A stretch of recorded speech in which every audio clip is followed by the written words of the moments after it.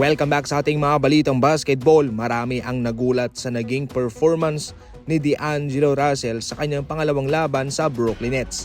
Kung nung nakarang laban siya ay pumuntos ng 22, ngayon naman 11 points pero mayroong kasamang 12 assist at 3 rebounds. Tinulungan niya sina Cam Johnson and Cam Thomas na nag-combine for 50 points at kanilang inupset pa nga ang Milwaukee Bucks. Despite yan sa 27 points ni Giannis at 23 points ni Lillard. Mangha-mangha ngayon ang mga fans ni Russell at mga fans ng Nets sa kanyang ipinapakita. Sa ngayon nagsisimula ng questionin ng mga NBA fans kung ano nga ba ang problema sa Lakers. Gayong itong si Russell ay maganda naman daw sa ngayon ang nilalaro. Si Russell ba talagang problema?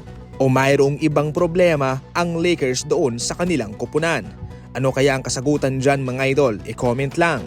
Sa pag-trade ng Lakers kay Russell papuntang Brooklyn Nets, dalawa yung kanilang rotation sa starting lineup sa kanilang posisyong point guard. Minsan si Christie, minsan si Gabe Vincent.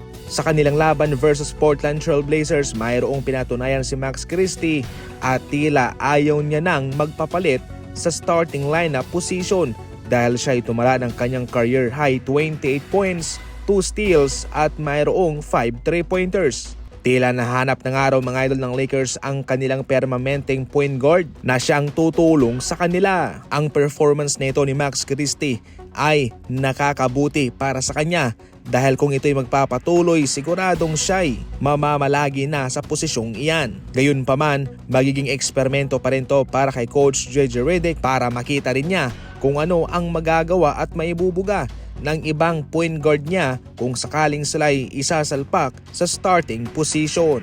Once again, pati itong si Coach Steve Kerr ay mangha-mangha kung ano ang kanyang nakita sa naging performance na Stephen Curry. Nagtapos sa step sa kanilang tambak na panalo versus Philadelphia 76ers kung saan wala siyang mintes from the 3-point line. Ayon kay Coach Steve Kerr, he's not going to be around forever. Sinabi rin niya na si Stephen Curry ang isa sa mga magandang nangyari sa mundo ng basketball. At tayo bilang mga nanonood ay napakaswerteng tao para makita siyang maglaro. Katulad ni LeBron mga idol, bilang na rin ang araw ni Stephen Curry at ang panahon ni Kevin Durant. Kahit papano, maswerte pa tayo ay nakakapanood ng kanilang nagagawa. Imbes na mag-isip ng anumang mga negatibo, pang-hate sa isa't isa, paghihilahan pa ibaba, what if panoorin na lang natin sila na mayroong kagalakan sa ating mga puso na tayo ay napakaswerteng nilalang sa mundo dahil ngayon ating natutunghayan ang kanilang kagalingan. Yan lang muna sa ngayon ang ating mga balitang basketball. As always, maraming salamat po sa panonood.